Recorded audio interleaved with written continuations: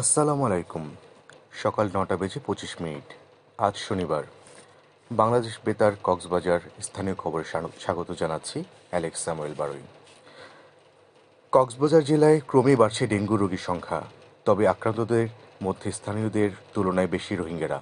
রোগী বেশি হওয়ায় হিমশিম খেতে হচ্ছে চিকিৎসকদের। অপরদিকে ডেঙ্গু মোকাবেলায় চলছে বিভিন্ন কর্মসূচি। বিস্তারিত শুনুন প্রতিবেদনে। কক্সবাজার দেশের একটি গুরুত্বপূর্ণ জেলা। এ জেলায় দিন দিন মারাত্মক আকার ধারণ করছে ডেঙ্গুর প্রকোপ। প্রতিদিনই ডেঙ্গুর বিভিন্ন উপসর্গ নিয়ে জেলা সদর হাসপাতাল সহ বিভিন্ন বেসরকারি হাসপাতালে ভর্তি হচ্ছে শতাধিক রোগী। মূলত জ্বর, মাথা ও পেট ব্যথা, বমি ইত্যাদি উপসর্গ নিয়ে ভর্তি হচ্ছেন তারা। 2 দিন ধরে হালকা হালকা জ্বর হচ্ছে, তারপর হসপিটালে আসছি, তারপর ডেঙ্গু ধরা পড়ছে। বমি করি আর পাতলা থাকে না, পুরো শরীর ব্যথা হয়ে যায়, যার কারণে আবার হাসপাতালে ভর্তি হয়েছে। 3 দিনের মধ্যে আমি 2টা স্যালাইন দিয়েছে, 4-5টা ইঞ্জেকশন দিয়েছে আর ওষুধ দেয়। রক্ত কমে গেছে, রক্ত দিয়েছি আবার, তারপরে আজকে আবার রক্ত প্রয়োজন হয়েছে, রক্ত আবারও ব্যবস্থা করতেছি, রক্ত আবার একবার দেওয়ার জন্য। রোহিঙ্গা ক্যাম্পগুলোতে এ রোগ ভয়াবহ আকার ধারণ করছে। এ পর্যন্ত ডেঙ্গু আক্রান্ত হয়ে স্থানীয় কেউ মৃত্যুবরণ না করলেও মারা গেছেন 4 জন রোহিঙ্গা। চলতি বছর জেলায় ডেঙ্গু আক্রান্তের সংখ্যা 5,634। এর মধ্যে 1,855 জন স্থানীয় জনগোষ্ঠী এবং বাকি 3,779 জন রোহিঙ্গা, বললেন জেলা civil surgeon doctor Asif Ahmed Howlader. 2024 সালে আজকের দিন পর্যন্ত মোট ডেঙ্গু আক্রান্ত রোগী এই কক্সবাজার জেলায় হয়েছে হলো 5,634 এবং এর মধ্যে 1,855 জন হলো আমাদের হোস্ট জনগোষ্ঠী, মানে আমাদের বাংলাদেশি জনগোষ্ঠীর মধ্যে হয়েছে। আর এফডিএমএন ক্যাম্পে হয়েছে হলো 3,779 জন। এর মধ্যে এফডিএমএন এ 4 জন মৃত্যুবরণ করেছে, এই তথ্য আমাদের কাছে আছে।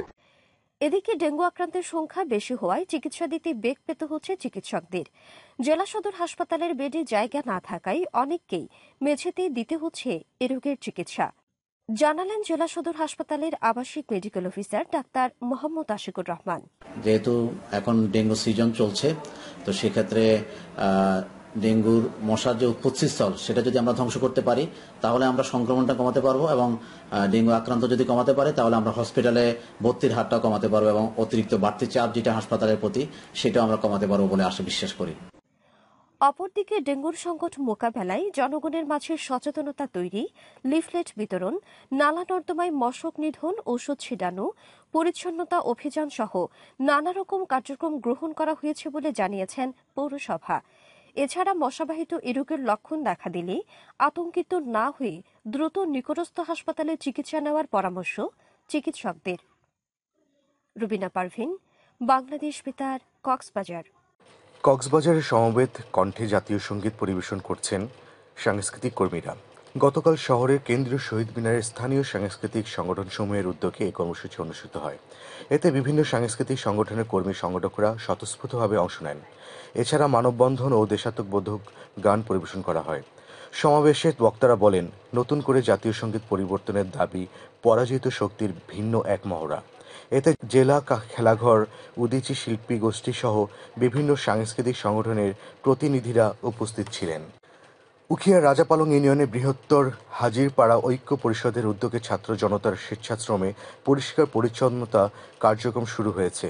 গতকাল হাজিরপাড়া প্রাচীনতম কবরস্থানের পবিত্রতা রক্ষায় আগাছা ও ঝোপঝাড় পরিষ্কার জনসচেতনতামূলক কার্যক্রম চালানো হয়। এ সময় হাজিরপাড়া ঐক্য পরিষদের সদস্য ও ছাত্র জনতার প্রতিনিধিরা এলাকার অধিকার বঞ্চিত জনগোষ্ঠীকে যুক্তিসঙ্গত কাজে সহযোগী করার আশ্বাস প্রদান করেন। এ সময় তারা বলেন, সামাজিক দায়বদ্ধতা থেকে সবারই এ ধরনের মানবিক ও উন্নয়নমূলক কাজে এগিয়ে আসা উচিত। স্বেচ্ছাশ্রম ভিত্তিতে এলাকার বিভিন্ন ধর্ম ও শ্রেণী পেশার মানুষ এতে অংশগ্রহণ করেন। মহেশখালী উপজেলা সদরের বিভিন্ন দেয়ালে শোভা পাচ্ছে বৈষম্য বিরোধী ছাত্র জনতার আন্দোলনের নানা গ্রাফিতি।